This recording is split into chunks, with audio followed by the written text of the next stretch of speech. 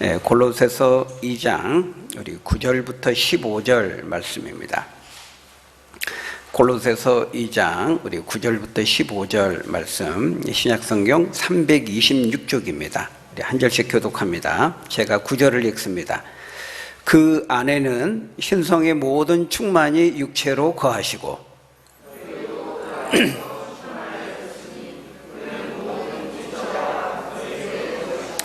또 그 안에서 너희가 손으로 하지 아니한 할례를 받았으니 곧 육의 몸을 벗는 것이요 그리스도의 할례니라.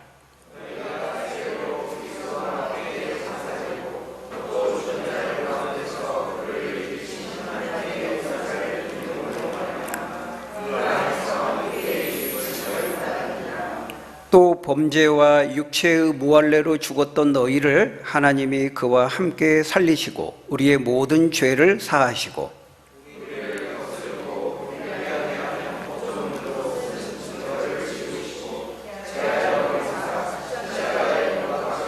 같이 읽습니다. 통치자들과 권세들을 무력화하여 드러내어 구경거리로 삼으시고 십자가로 그들을 이기셨느니라. 아멘. 오늘 본문, 우리가 읽은 오늘 본문은 예수 그리스도 안에 있는 사람의 그 영광에 대해서 우리에게 말씀하고 있습니다. 여러분, 예수 그리스도를 믿는 신자는 어떤 사람입니까? 그분 안에 있는 사람입니다. 그분, 예수 그리스도 안에 있는 사람입니다. 여러분, 우리가 예수님을 믿는다는 거 성경은 여러 가지 형태로 우리에게 말씀하는데요. 오늘 본문은 그리스도 안에 있는 자라고 말하고 있습니다. 그분 안에 거하여 사는 사람이라고 말하고 있어요. 여러분, 특별히 사도 바울이 매우 즐겨 쓰는 그런 표현입니다. 예수 믿는 신자를 가리켜서 그리스도 안에 있다, 그리스도 안에서라고 하는 이 말은 사도 바울이 굉장히 즐겨 쓰는 그런 표현 중에 하나입니다. 여러분, 오늘 본문도 보십시오. 계속 반복되죠. 9절에 보면은 그 안에는, 그 예수 그리스도 안에는 모든 충만이 육체로 거한다는 것입니다. 10절도 보십시오. 너희도 그 안에서 충만하여졌으니 그랬죠. 11절 또 그 안에서 너희가 손으로 하지 아니한 할례를 받았다. 12절도 보십시오. 거기 마지막쯤에 보면은 너희가 믿음으로 말미암아 그 안에서 함께 일으키심을 받았느니라 말씀합니다. 계속해서 그 안에서, 그분 안에서, 예수 그리스도 안에서라고 말씀하고 있는 것을 볼 수 있습니다. 여러분, 우리가 이렇게 그리스도 안에 있다라는 말은 우리가 예수님을 믿고 있는 그 상태를 가리키는 말일 뿐만 아니라 동시에 예수 그리스도를 믿음으로 말미암아 주어진 결과를 말씀하고 있는 것입니다. 그리스도 안에 있다는 것은 우리가 예수님을 믿는 자라는 그 상태를 보여준과 동시에 예수 그리스도를 믿음으로 말미암아 주어진 결과를 의미하는 말이기도 한다는 거예요. 여러분, 우리가 예수님을 믿을 때 놀라운 일이 일어나는 거예요. 예수 그리스도를 믿음으로 말미암아서 때 우리가 그분 안에 거하게 되고 동시에 그분도 우리의 믿음으로 말미암아 우리 안에 거하게 된다는 거예요. 여러분, 이게 뭡니까? 이걸 뭐라고 말하죠? A가 B에 속하고 동시에 B가 A에 속하는 거. 이거 뭡니까? 수학적으로 합동이라고 말합니다. A와 B는 하나다 이렇게 말합니다. 연합되었다는 것입니다. 서로가 서로를 속하여 있는 것이죠. 그러니까 우리가 예수님을 믿음으로 말미암아서 요한복음 15장 5절 6절에 보면 나는 포도나무여 너희는 가지니 너희가 내 안에 내가 너희 안에 있으면 그 사람은 많은 결실을 맺느니라. 너희가 나를 떠나서는 아무것도 할 수 없는, 이렇게 말했거든요. 내가 너희 안에, 너희가 내 안에, 이렇게 말했어요. 완전히 예수 그리스도를 믿을 때 예수님과 뗄래야 뗄 수 없는 아주 강력한 관계를 형성하게 된다는 것입니다. 어떤 강력한 본드보다도 비교할 수 없는 더 강한 접착력으로 주님과 우리가 하나가 되고 연합된다는 거예요. 서로가 서로에게 속하는 관계가 된다는 것이죠. 여러분, 성경을 보면은 이 주님과 우리의 하나됨을 여러 가지 비유로 설명합니다. 부모와 자녀의 관계로 설명해요. 부모와 자녀의 관계. 하나님은 우리의 아버지가 되시고 우리는 그분의 자녀라는 것입니다. 여러분, 부모와 자녀의 관계. 아까 우리 집사님도 기도하셨지만은 이게 천륜이라고 그럽니다. 가장 이 땅에 있는 관계 중에서 가장 뗄래야 뗄 수 없는 가장 강력한 관계죠. 네, 하나님과 우리의 관계가 그렇다는 것입니다. 하나님은 우리의 아버지가 되시고 아빠가 되신다고 말하고 있어요. 또 하나님과 우리의 관계를 어떻게 비유합니까? 신랑과 신부의 관계로 말씀합니다. 성경은 하나님은 우리의 신랑이 되시고 우리는 그의 신부가 된다는 거예요. 부부라는 관계 속에서 둘이 한 몸을 이루는 그 비밀, 그 신비가 부부의 관계입니다. 근데 하나님과 우리의 관계가 그렇다는 거예요. 한 몸을 이룬다는 겁니다. 그죠? 주님은 머리가 되시고 우리는 그분의 지체, 몸이 된다고도 말하잖아요. 뗄래야 뗄 수 없는 한 몸의 관계, 부부의 관계로도 설명을 하고 있어요. 또 나무와 가지의 관계를 설명합니다. 아까 요한복음 15장 5절 6절에 보면 나는 포도나무야 너희는 가지다. 여러분, 나무와 가지의 관계, 어디까지가 나무고 어디부터가 가지입니까? 우리가 대충 구별은 되지만은 명확히 선을 그을 수 있나요? 네, 그을 수 없어요. 나무와 가지는 그런 뗄래야 뗄 수 없는 관계인데 주님과 우리의 관계가 그렇다는 것입니다. 또 성경은 어떻게 비유합니까? 목자와 양의 관계로 비유합니다. 주님은 우리의 목자가 되시고 우리는 그분의 기르시는 양이라는 거예요. 여러분, 양은요 목자와 운명을 같이 해요. 양은 목자가 없으면은 살 수가 없는 존재입니다. 너무너무 약한 존재예요. 그러니까 수많은 동물 중에서요 성경이 우리를 양으로 비유하는 것은 매우 특별한 의미가 있는 거예요. 양은요 시력이 안 좋아요. 시력이 안 좋아요. 그러니까 어디가 길이고 어디가 낭떠러진지도 잘 몰라요. 어디가 푸른 초장이 있고 어디가 이 포식자의 서식지인지를 분간을 못해. 눈이 안 좋아요. 시력이 안 좋아가지고. 그렇다고 자기를 보호할 수 있는 뭐 빠른 발이 있습니까? 임펠러는 빠르기라도 하잖아요. 근데 양은 빠르지도 않아요. 날카로운 발톱이 있는 것도 아니에요. 날카로운 이빨이 있는 것도 아니에요. 그렇다고 카멜레온처럼 자기 보호색이 있는 것도 아니에요. 그냥 하얘가지고. 좀 안 씻은 양은 좀 누리끼리 하지만 금방 눈에 띕니다. 양은 목자의 품을 떠나면은 바로 죽음인 거예요. 그런 것처럼 주님과 우리의 관계도 마찬가지라는 것입니다. 우리가 그분을 믿고 그분 안에 있다는 것은 주님과 동일한 운명 공동체에 속해 있다는 것을 말하는 거예요. 그래서요 사탄은 어떻게 하든지 할 수만 있다면은 우리가 예수 그리스도를 믿지 못하게 하고 그분을 따르지 못하게 하고 그분 안에 거하여 있지 못하게 하는 겁니다. 그래서 우리가 지난 시간에 봤죠? 8절의 말씀을 통해서 사탄은 이단들을 이용해서 골로새 교회 안에 이단들을 침투시켜서 어떻게 했어요? 헛된 철학과 속임수에 사로잡히게 함으로써 그리스도를 따르지 못하게 했다고 말하고 있어요. 이게 사단의 전략이에요. 어떻게 하든지 예수 그리스도를 믿지 못하게 하고 예수 그리스도를 따르지 못하게 하고 그분 안에 거하지 못하게 하는 것입니다. 여러분, 그렇다면 우리는 어떻게 해야 될까요? 우리는 그러면 반대로 해야 되는 것입니다. 어떻게 하든지 무슨 수를 쓰더라도 우리는 예수 그리스도를 꽉 믿음으로 붙잡아야 돼요. 그리고 그분 안에 어떻게 하든지 거해야 돼요. 머리를 뒤밀어서라도. 여러분, 전쟁 나면은요 그 피난 열차 탄 거 봤습니까? 그 피난 그 선박 배 그 피난민들 막 한 명이라도 어떻게 하든지 거기 막 타려고. 정규 인원의 몇 배 되는 인원이 난간에도 붙어 있고 천장에도 붙어 있고 막 위태위태합니다. 저를 가다 떨어져 죽을 것 같은데. 예. 저번에 그 아프가니스탄 이렇게 탈출할 때 비행기에 붙들려 가지고 공중에 떨어지는 것도 봤죠. 왜 그렇게 할까요? 왜 그렇게 그 피난 선박 열차에 타려고 할까요? 그 안에 들어가 있어야만 살 수 있기 때문에 그렇습니다. 그것이 구원의 길이기 때문에 그런 거예요. 여러분, 어떤 점에서 예수님은 바로 우리에게 구원의 방주가 되는 것입니다. 천국 가는 열차가 되는 거예요. 그러니까 어떻게 하든지 우리는 그 안에 머리를 들어밀고 예수 그리스도 안에 속해야 되고 그분의 그 구원의 방주에 탑승해야 돼요. 그 안에 거하여야 돼요. 왜냐하면 그분이 전부이고 그분이 모든 것이고 그분 안에 모든 것이 있기 때문이죠. 여러분, 앞에 우리 3절의 말씀에서 봤죠? 그 안에는, 그리스도 안에는 지혜와 지식의 모든 보화가, 보물이 다 들어있다는, 감추어져 있다는 거예요. 또 여러분, 오늘 보면 9절에서는 뭐라고 말합니까? 그 안에는, 예수 그리스도 그분 안에는 신성의 모든 충만이, 가득함이 육체로 거하신다, 이렇게 말하고 있어요. 그런데 놀라운 사실은요, 우리가 그 충만함에 참여할 수 있다는 겁니다.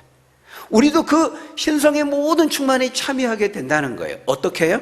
어떤 방법으로요? 거기 10절에 보니까 이렇게 말씀합니다. 너희도 그 안에서 충만하여 졌으니 그는 모든 통치자와 권세의 머리시라. 그 충만하신 그리스도 안에 있을 때 우리도 그 충만함에 참여하고 그 그리스도 안에 있는 가득한 그 충만함을 우리도 갖게 되고 소유하게 된다는 거예요. 여러분, 놀라운 말씀이죠?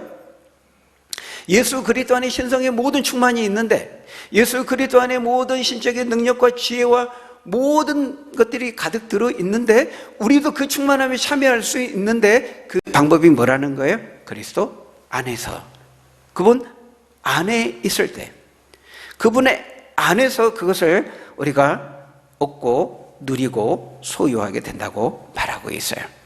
여러분, 이게 뭡니까? 이게 연합의 힘이에요. 연합의 힘.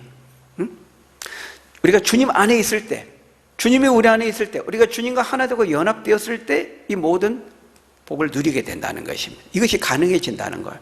이게 연합의 힘이죠. 여러분, 어떤 점에서 우리 한국과 미국이 연합되어 있잖아요. 동맹의 관계를 맺고 있습니다. 그죠? 동맹의 관계를 맺고 있으니까요, 유사시에는, 비상시에는 우리 안에는 없는데, 우리 것이 아닌데, 미국 안에 있고 미국 것인데 우리가 그것을 우리 것처럼 갖다 끌어다 쓰는 겁니다. 미국의 자원, 미국의 무기, 미국의 그 힘과 능력을 우리가 끌어다 쓰는 거예요. 이게 동맹의 관계이기 때문에 가능한 거죠. 지금 러시아 우크라이나 전쟁하는데 러시아가 우크라이나를 침략해가지고 미국과 유럽이 굉장히 많이 도와주죠. 미국이 엄청나게 많은 돈을 지금 우크라이나에 지원을 했습니다. 몇백 조예요, 벌써. 몇백 조. 다른 나라와 비교할 수 없을 만큼 지원하고 있습니다. 근데 우크라이나와 미국은 동맹의 관계도 아닙니다. 동맹의 관계도 아닌데 그렇게 하고 있어요. 동맹의 관계는 말할 것이 없는 것이죠. 필요하면 얼마든지 핵도 쓸 수 있도록 하기도 하잖아요. 전문가들은 의견이 분분합니다. 실제로 북한이 미국에 핵을 쏘면 그게 가능하겠느냐?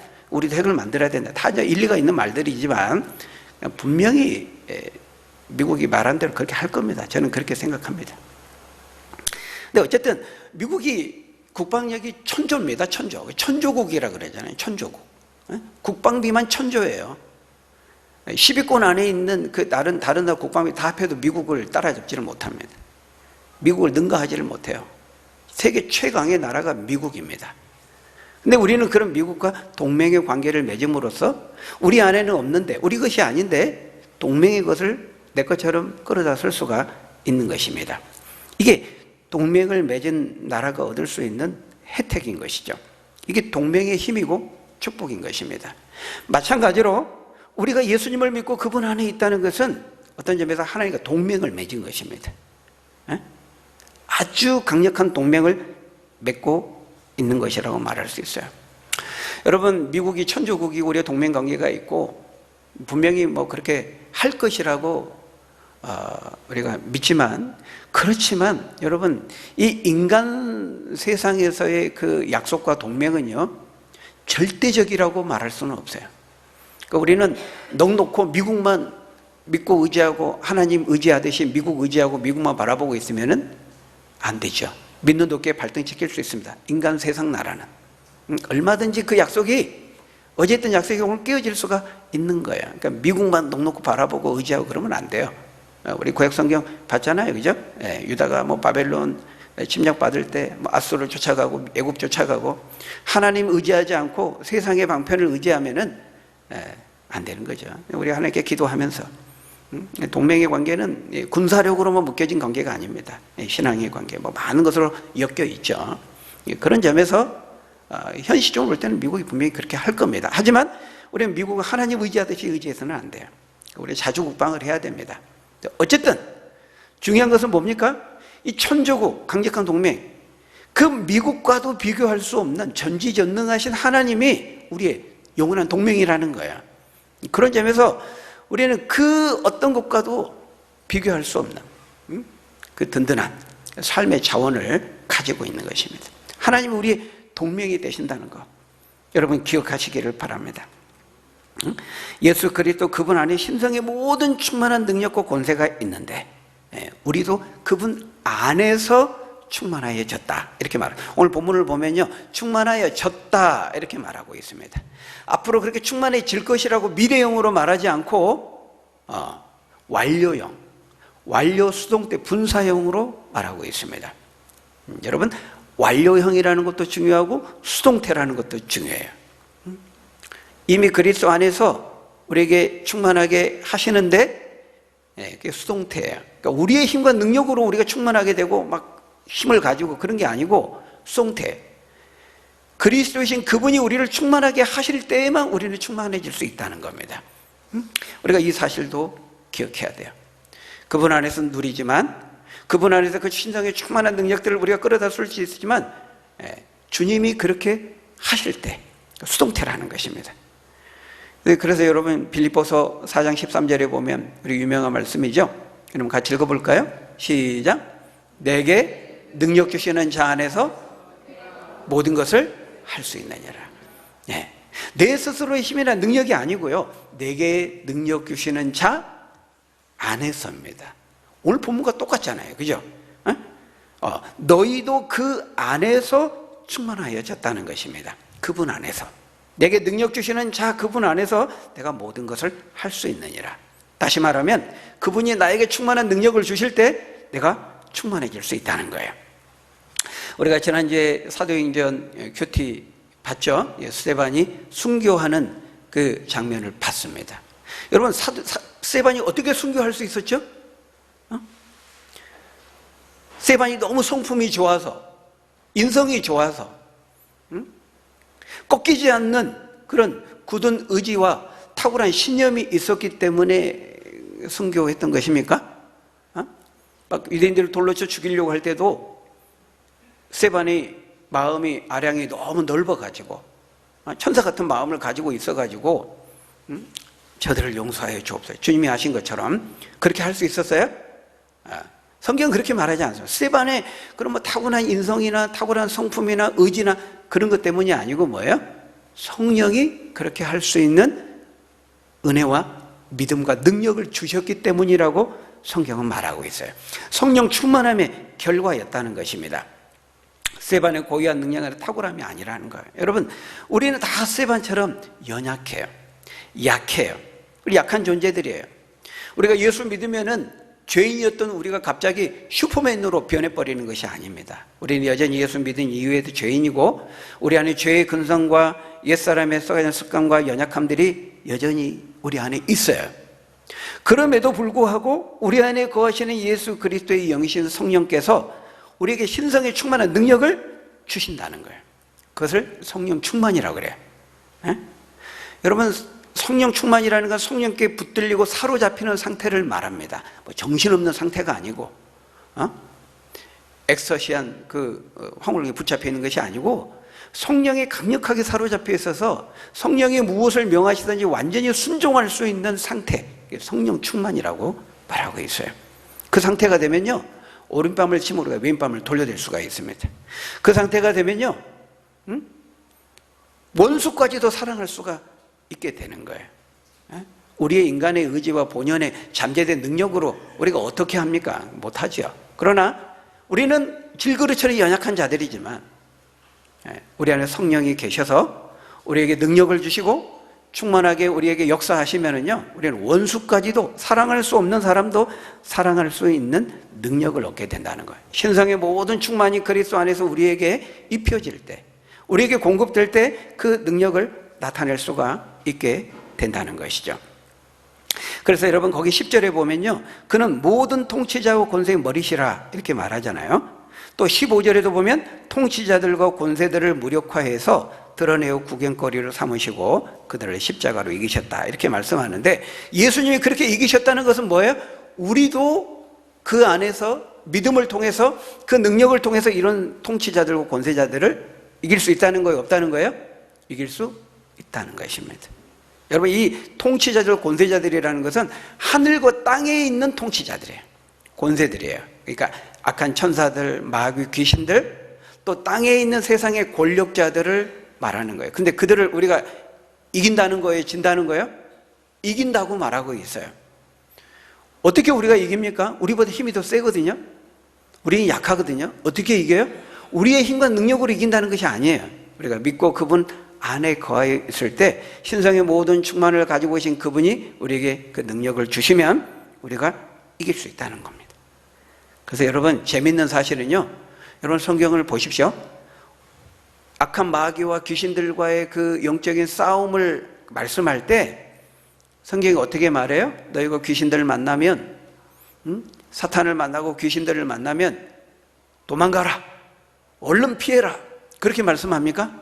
뭐라고 말하죠? 성경은 대적하라고 말하고 있습니다. 대적하라고. 누가 더 힘이 세죠? 사탄이, 귀신이 훨씬 힘이 셉니다.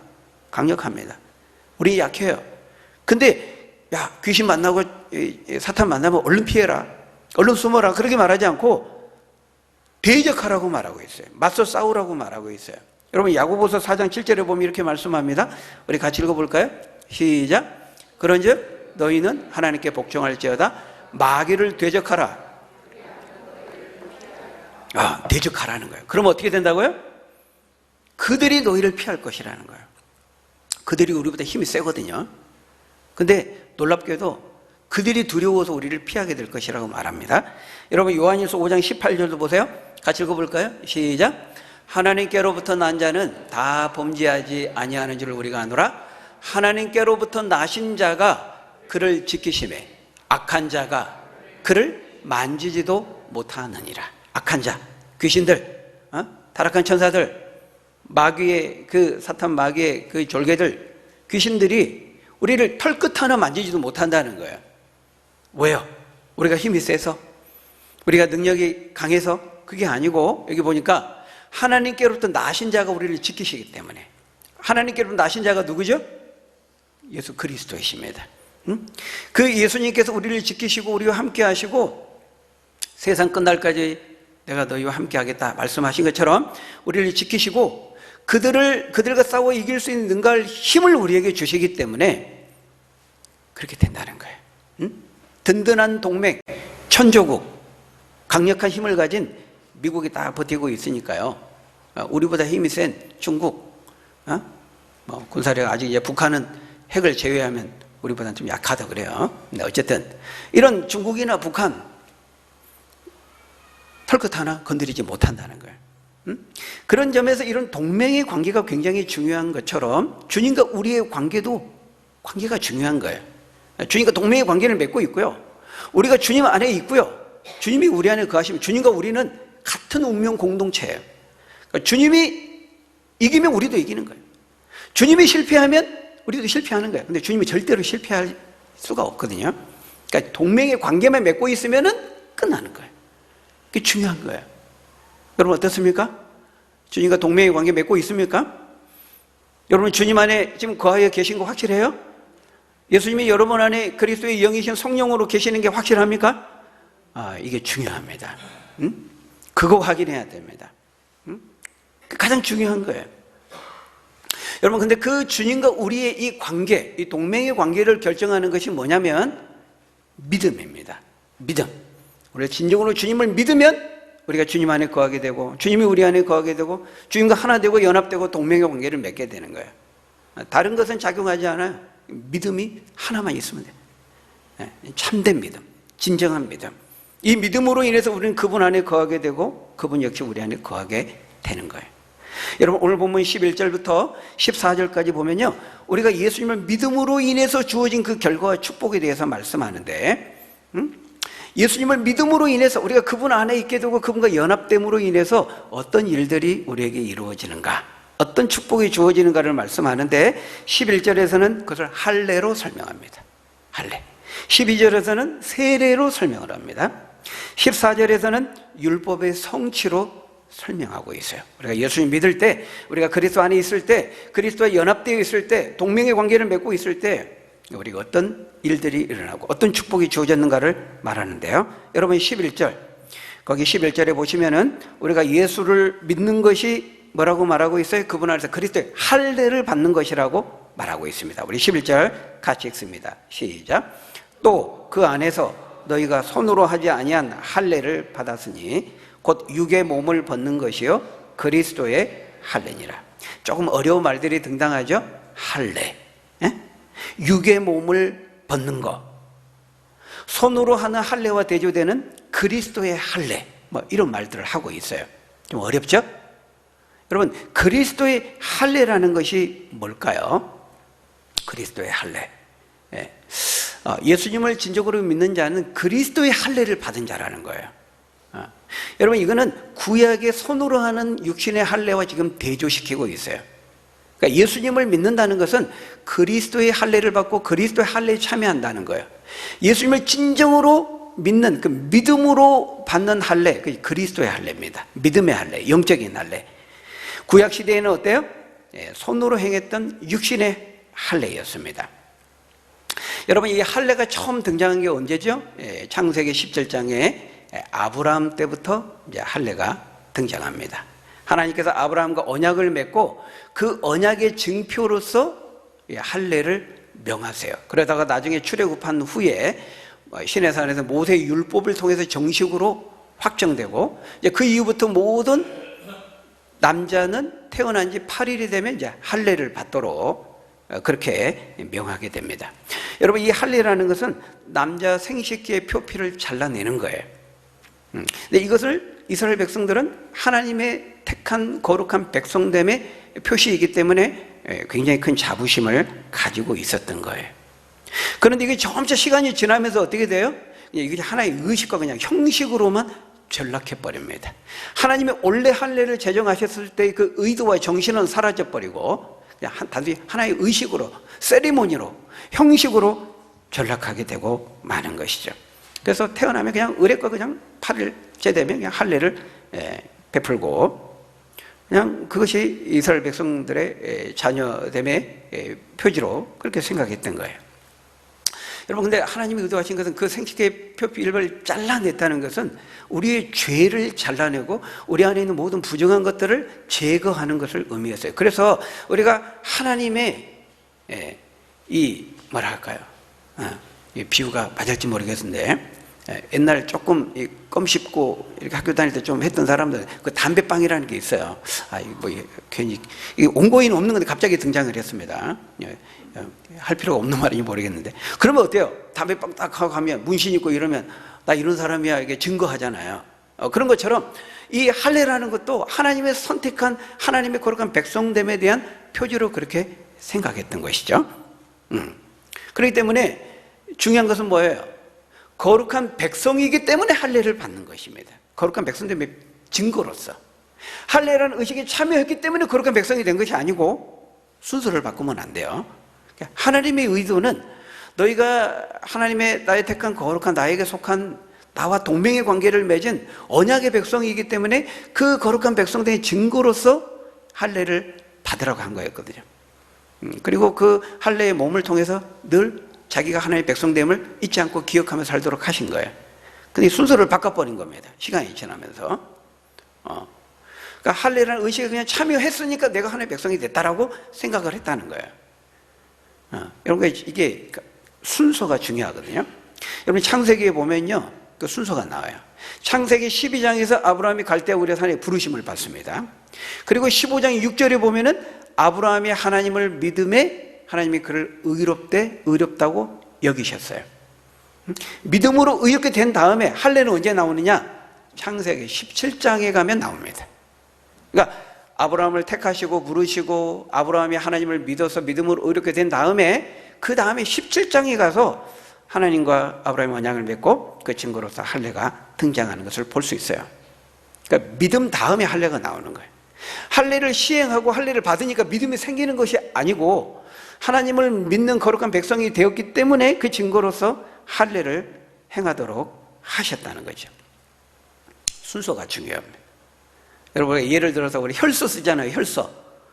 손가락을 깨물어 가지고요, 자기 여기서 나오는 피로 글을 씁니다. 잉크가 없어가지고, 먹물이 없어가지고 혈서를 쓴 게 아니죠. 혈서를 쓰지 않으면, 자신의 이 붉은 피로 표현하지 않으면 표현할 길이 없는, 그 견딜 수 없는 그 마음에 있는 그 무언가가 있기 때문에 그 의분, 그 열정, 그것이 붉은 피로 표현이 된 겁니다. 그러니까 이 사람에게는요, 이 손가락을 깨물어 가지고 손가락 피로 글을 써도 안 아파요. 아픔을 못 느껴요. 왜? 강한 믿음에 그렇게 하지 않으면 견딜 수 없는 그런 강렬한 마음의 그 의분과 그 결의와 각오가 있기 때문에. 근데 그것을 보고 마음의 각오도 결의도 의지도 없는 사람이 그것을 보고 그냥 의식적으로 그냥 따라 했어요. 아플까요? 안 아플까요? 손가락은 엄청 아플 겁니다. 그런 마음이 없는데 그냥 의식적으로 따라한다고 해서 그런 마음이 생기는 게 아니라는 겁니다.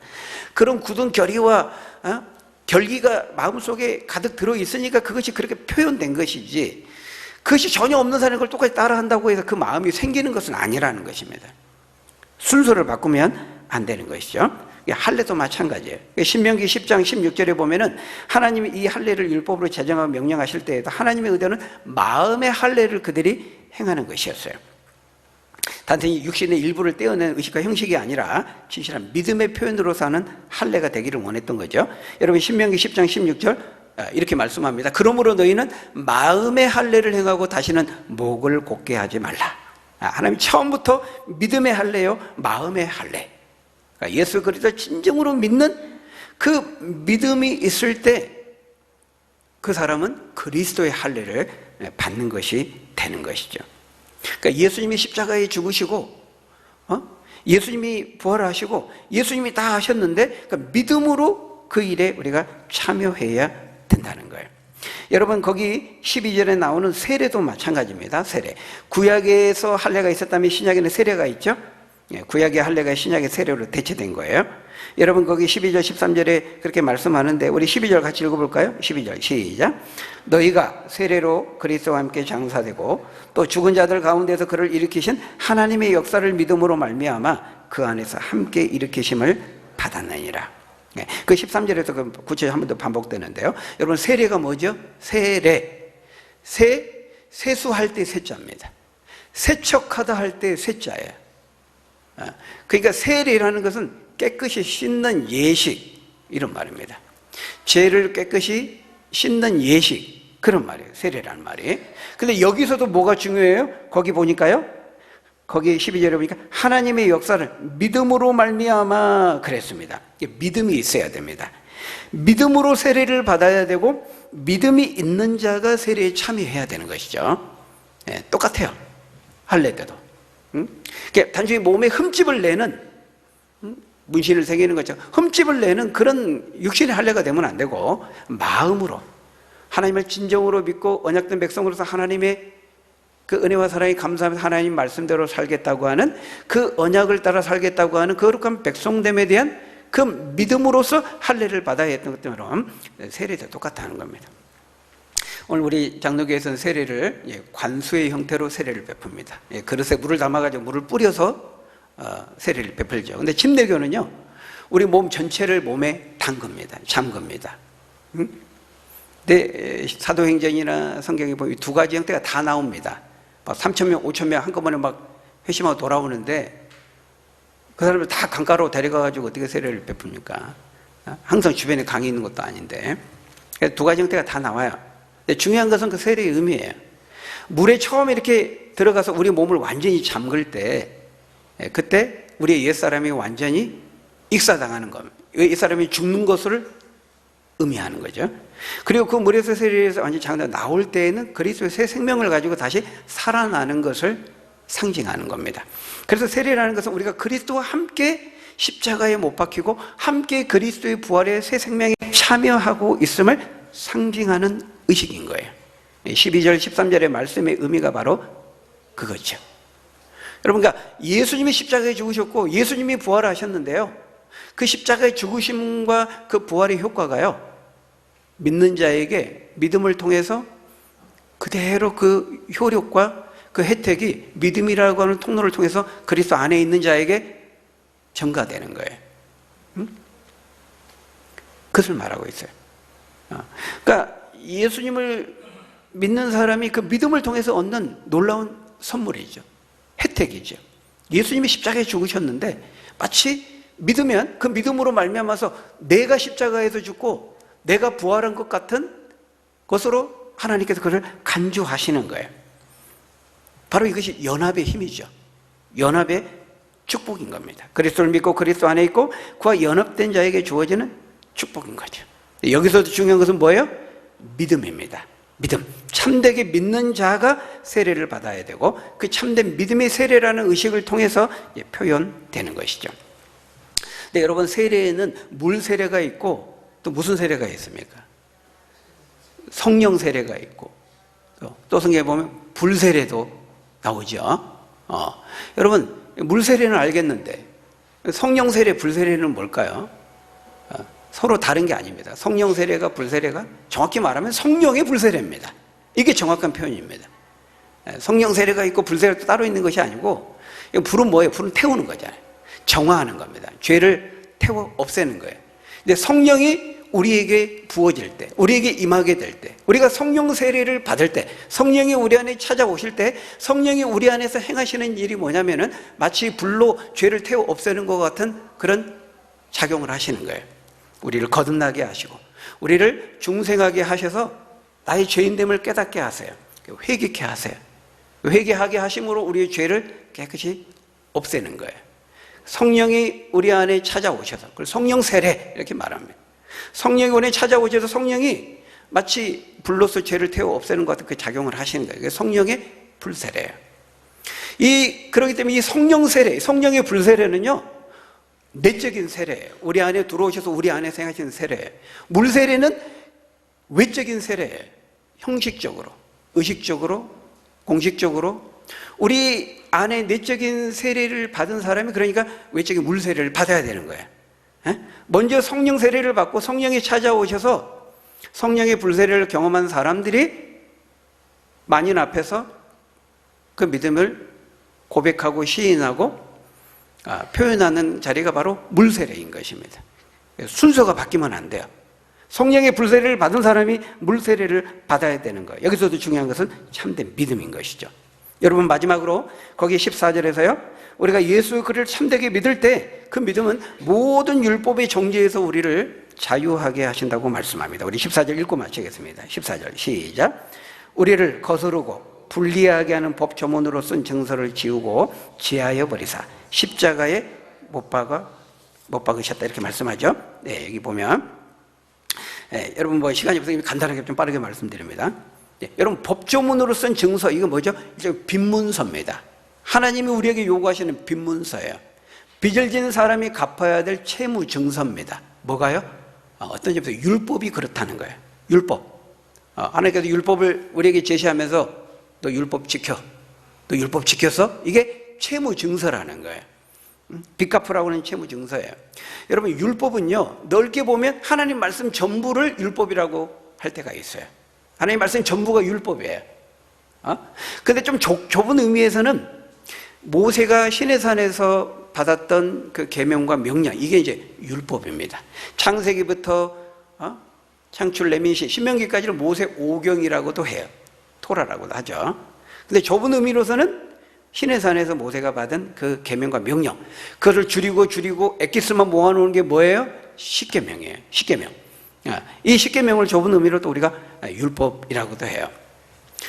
아무튼 하나님께서 하라, 하지 말라라고 하는 형태로 우리에게 주어지는 모든 하나님의 요구사항이 율법입니다. 그런데 여러분 어때요? 거룩하신 그 완전하신 하나님의 모든 요구사항, 그 율법을 우리가 다 지킬 수 있습니까? 지킬 수가 없습니다. 응? 율법을 다 지키면은 보상과 축복이 주어지고요. 율법을 안 지키면은 그 형벌과 심판이 주어져요. 그러니까 율법은 한없이 우리를 부담스럽게 하죠. 율법을 지키면은 보상이 있지만은 그런 능력이 우리에게 없는 거예요. 우리 안에 죄가 있기 때문에. 그러니까 얼마나 부담스럽습니까? 큰 짐이 아닐 수 없어요. 갚아야 될 빚문서와 같은 거예요. 여러분, 빚 져 보셨나요? 요즘 뭐 대출 없는 사람 없다고 하니까요. 근데 여러분, 이 빚을 갚아야 되는데 갚지 못하고, 변제하지 못하면 어때요? 막 연체가 되면은 굉장히 힘듭니다. 그죠? 빚쟁이가 끈질기게 찾아와요. 전화 옵니다. 우리 영화 보면은 빚쟁이가 집에까지 쫓아와가지고 안방에 들어 눕습니다. 갚을 때까지. 나 못 나가. 직장과 막 일하는데 찾아옵니다. 일도 못하게 합니다.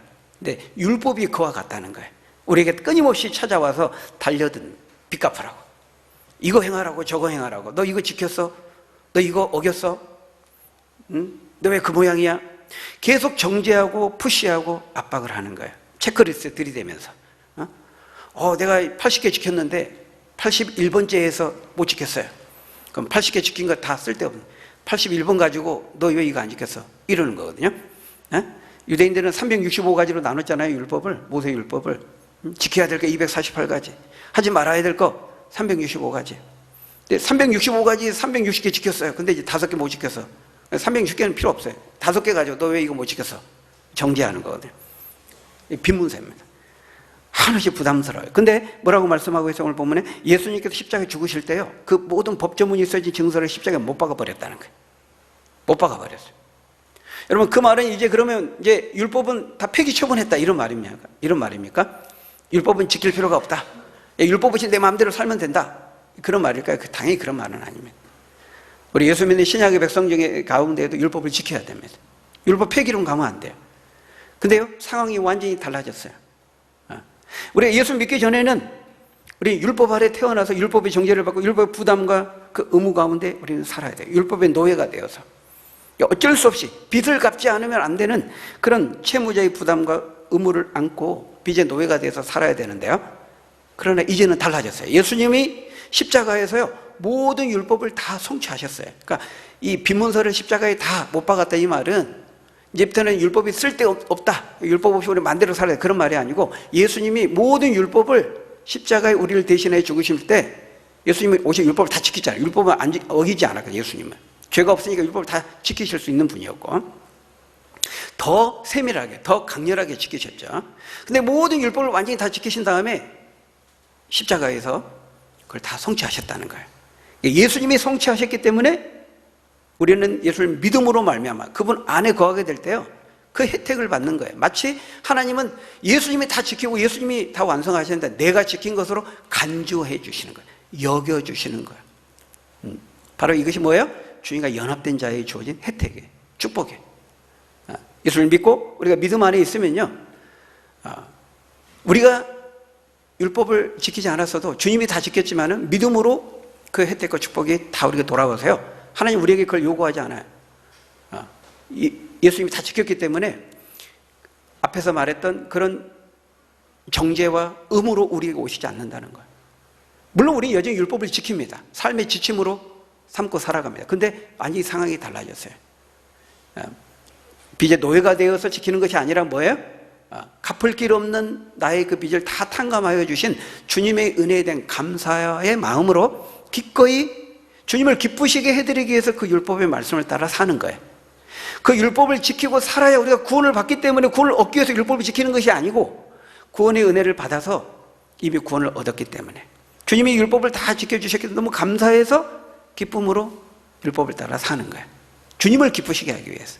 그 1만 달란트의 빚진 자의 비유잖아요. 예수님이 말씀했잖아요.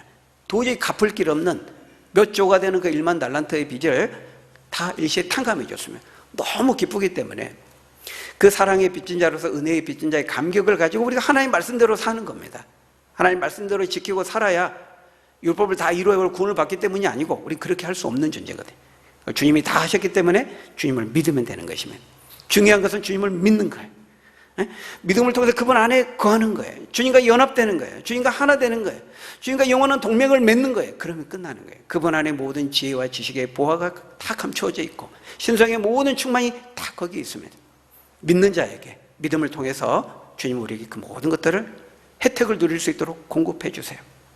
그래서 우리가 여호와 안에 거하면요, 단단한 보호막 안에 거하는 것 같아요. 그 성경은 주님의 날개 그늘 아래 피한다. 우리가 주님이 우리의 피난처다. 주님은 우리를 보호하시는 성체다. 다 성벽이다. 이런 거 다 똑같은 말이에요. 우리가 주님 안에 있음으로써 우리에게 주어지는 일들이에요. 여러분, 어떤 상황 가운데에도 끊임없이 세상은 우리의 믿음을 흔들지만 흔들림 없이 믿음을 가지고 주님을 꽉 믿음으로 붙잡고 그리스도 안에 거하고 연합되어서 약속된 이 축복을 받아 누리며 알지 못하는 사람이 증거하는 저 여러분들이 다 되시기를 예수님의 이름으로 간절히 축원합니다. 우리 기도하겠습니다.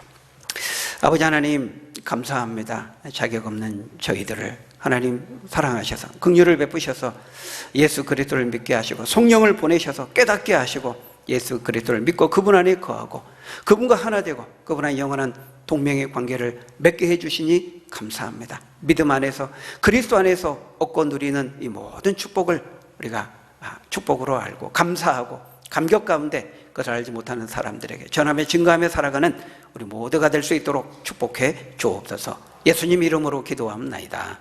아멘.